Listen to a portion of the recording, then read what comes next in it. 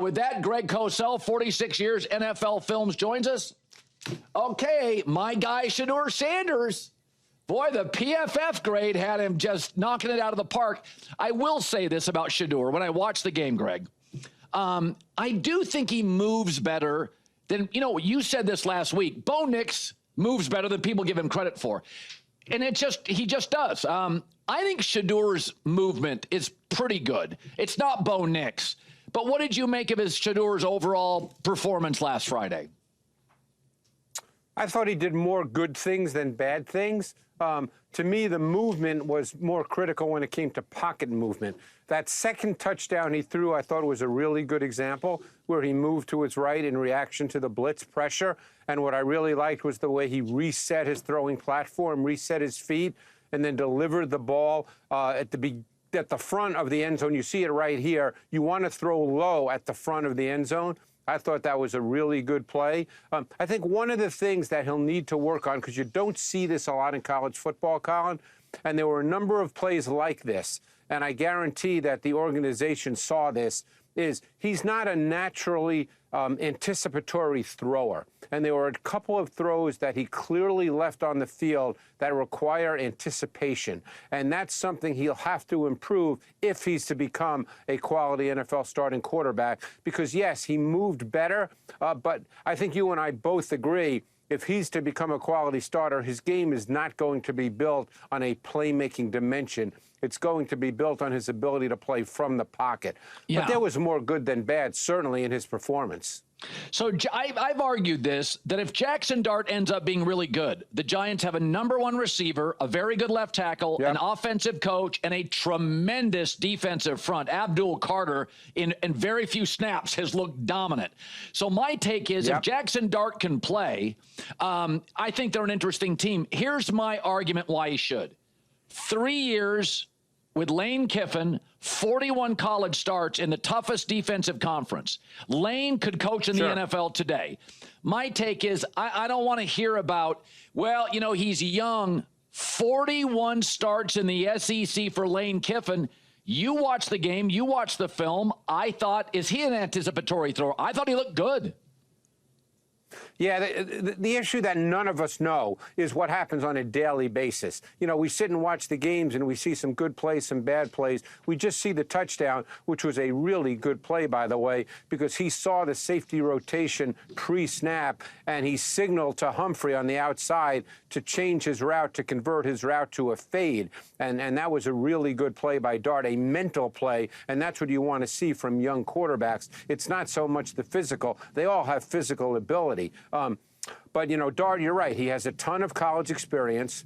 Again, to me, we're not there every day. I personally would look to Dart, assuming he's done well throughout camp. I would look to him as the starter, but we don't know how that will play out. You're right about their defensive front. They've got a really good defensive front. Dexter Lawrence will be back. So we'll see. But, again, Dart, there were some really good plays and what you would expect, a couple of plays that I'm sure he'd like to have back. So Cam Ward may be the quietest #1 quarterback pick in the last 20 years. Part of that is the Titans are not a big brand. He's a quiet kid. He's really easy to root for, like Lamar Jackson. He wants to win. It's all about football. His teammates like him. They don't have much on the perimeter to help him. So I don't look at him. I'm not going to look at him this year and go, well, they went 8-9. Listen, the kid has very little to work with. We got to contextualize this. He had an 11-play drive. Did you see anything with Cam? The tempo, the accuracy, the movement? What did you see? Well, I've been around Cam Ward because I was down at Titans training camp, and he is a very impressive kid. And I got a chance to talk to him, and one thing that really stood out to me, just to tell a quick anecdote, when I met him, fortunately, I was set up beautifully by the organization as someone he should talk to. And the first thing he said to me, and I thought this was really impressive, Colin, he just met me, but I was set up beautifully. And he said to me, okay, so what do I need to work on? I thought that was really impressive. He had just met me. But he's very impressive in person. Now, again, his performance, there was a 3rd and 5 on the first series where he went through his read too fast. Okay, that's something you expect to see. But he throws a really good ball. He's an impressive kid. You're right about the team. There's really good give and take between he and Jeffrey Simmons, because Jeffrey Simmons knows that if they're to get to the promised land, it's going to be because of Cam Ward. I would expect that he'll be a good player. Now, the thing is, early in the season, they open at Denver. They're home to the Rams. Then week 4, they're at Houston. You know, this could be a tough start simply because the Titans have some holes on their team that need to, be dealt with, and they may not be dealt with year 1. So I think people are going to have to be a little patient simply because the team is not quite good enough at this point. Yeah, I agree. Speaking of Denver, I saw where Bo Nix, they do this, Mike Sando does this quarterback tiers thing where he talks to 50 GMs. I saw it all. Yep. Yeah. And my only complaint was, I said, Bo Nix below Tua, he's a better runner. He's healthier. I think he's got at least as good an arm, maybe better, but whatever. We don't know a ton about Bo Nix. When I saw him ranked 20th, my take was, it was telling me that executives in the league think very highly of Sean Payton, that he's squeezing every ounce of talent out of this. Do you believe the Bo Nix success is mostly at this point Sean Payton? Well, I've always struggled with that, Colin. There seems to be a sense that if a quarterback is well coached with a really good coordinator and a really good scheme and a well-designed system, that's somehow a knock on the quarterback. I don't really understand that because that's kind of what the coach is supposed to do.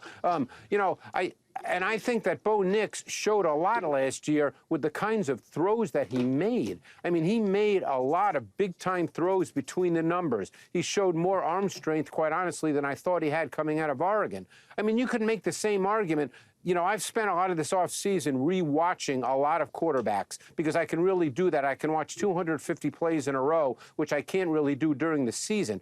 I've just done that with Jaden Daniels, and I think Cliff Kingsbury does an outstanding job with his route design, really presenting clean, defined reads for Jaden Daniels. Is that a knock on Jaden Daniels? Are we supposed to say Jaden Daniels isn't very good because the offensive coordinator does a really good job with his route concepts? Are we supposed to say Jared Goff isn't any good because Ben Johnson's really good with his route spacing and cleanly defining reads? I mean, are we supposed to say Joe Montana wasn't any good because Bill Walsh was really good?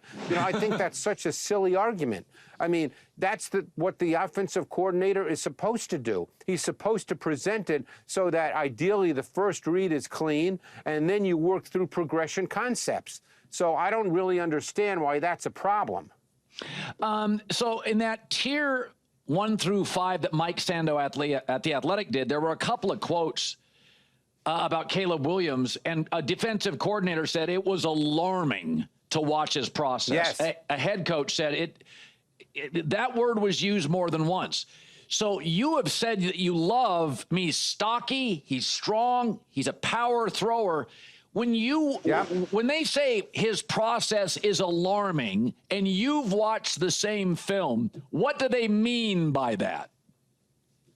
Well, that means he's not seeing the field with the needed clarity. In other words, when you can see the route concepts. I've been doing this for a lot of years, Colin, as you know. There's not 1,000 route concepts. So I see the route concepts versus specific coverages. And when you see, it depends on the nature of the philosophy of an offense. There's a lot of different ways routes are taught. There's something called pure progression, where you're not really worried about the defense. There's a primary, there's a secondary. When the quarterback drops back, he looks to the primary. If it's not there, it doesn't matter what the defense is. You just go to the next guy. Then there's other systems where you're actually reading the defense. You're reading whether it's single high or two shell, or you're reading a particular defender to decide where you throw the ball. So there's different ways that pass game is taught. But what they're saying about Williams is he's not seeing that particularly clearly at all. So throws that are there where the ball should be released, he's just not seeing it the right way. So he's holding the ball. He's not getting a clear picture.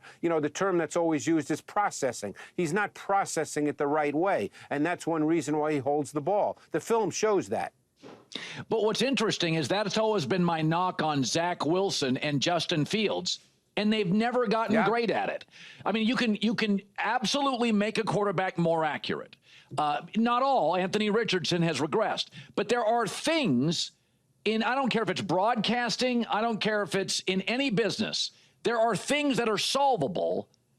But one of the ones that doesn't seem to be terribly solvable is he doesn't see the field well. Like Mahomes. It's a great point.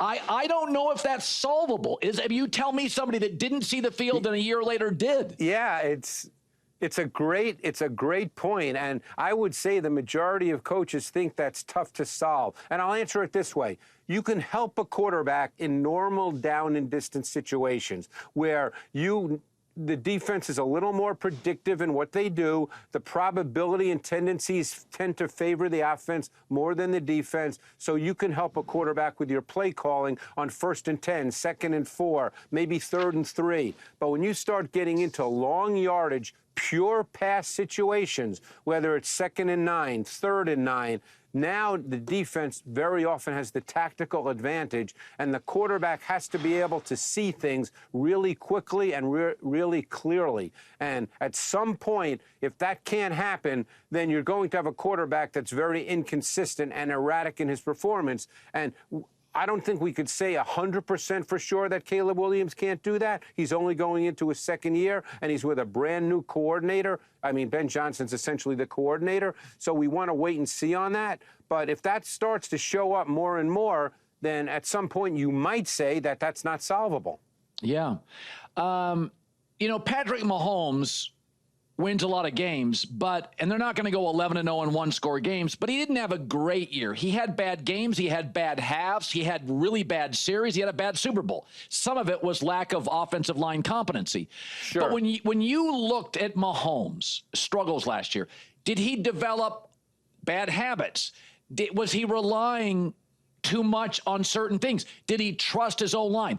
Patrick Mahomes didn't get poor. He didn't get bad, but he didn't play necessarily well. What did the film say on his regression? Not winning regression, but his mechanics or his performance?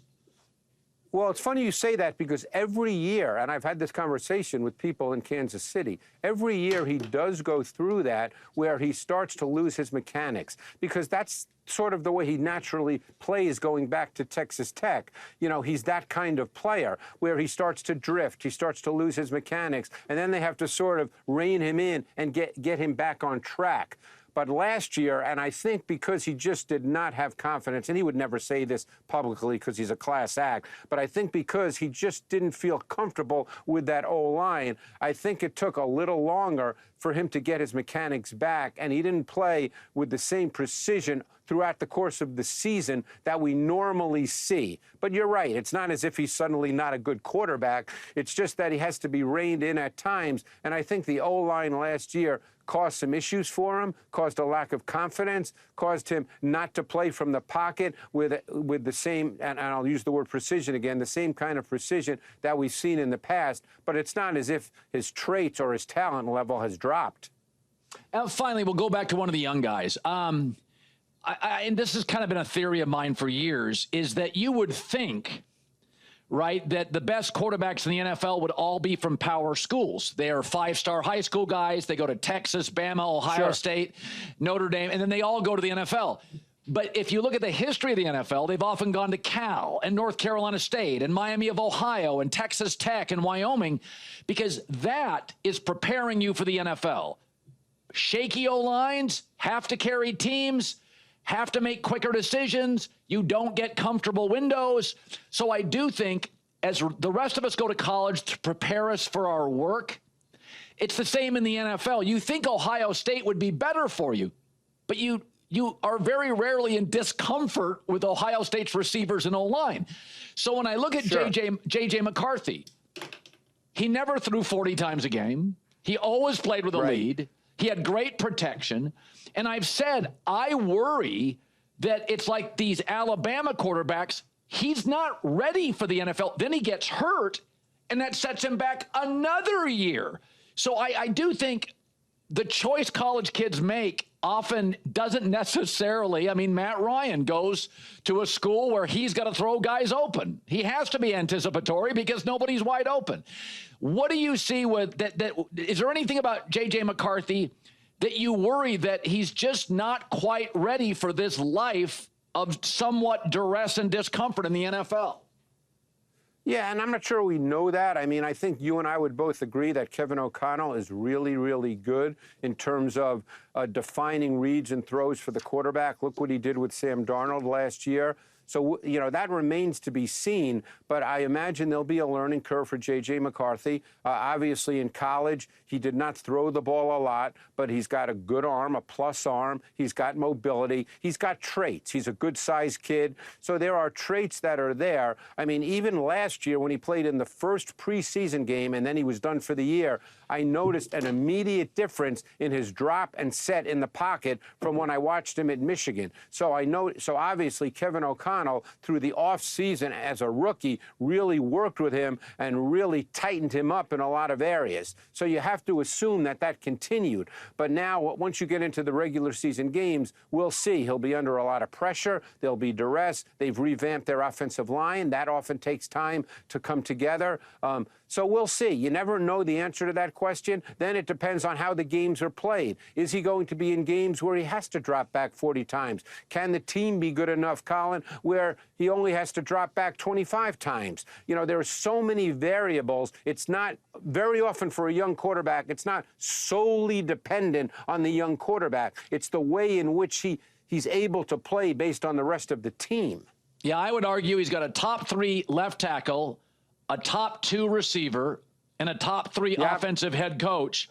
They revamped the O-line, and he may have he may have the best defensive coordinator in the sport. So the truth is, before the season starts, he got the keys to a really nice car. He's not going to have to win by shootouts. No question. Yeah, and like I always said with Brock Purdy, if you look at Brock Purdy in his first 21 starts when the team was younger and less expensive, boy, he was good. His last 15 starts, he's like 6-9 or 9-6. And his passer rating has dropped because now the Niners are old and they've had to let Hufanga go and Green, and the defense isn't as good, and he has to throw more. So like Brock Purdy's opening into the NFL was like Dak's. There was a lot of comfort. Zeke, O-line was great. Des Bryant was a touchdown machine. So I think here's my hunch, is that J.J. McCarthy, like Brock Purdy, will be able to engineer a wildly smart and talented offense. They'll be good. I think when you draft him that high, you want great, but he should be at least capable. Is that fair? But you make an interesting point. Is Brock Purdy's talent any different than it was a year and a half ago? No. There's other factors that are involved, and with 99.9% of quarterbacks, those other factors often dictate how a quarterback plays, or certainly how he's perceived. You know, he hasn't changed in his traits. It's just that there are other factors that impact how he plays and how the games turn out. And, of course, all we do is look at wins and losses, and then we decide that that's what a quarterback is. Right. Great stuff. Greg Cosell, as always, my man. Appreciate it. Thanks, Colin. Really appreciate it.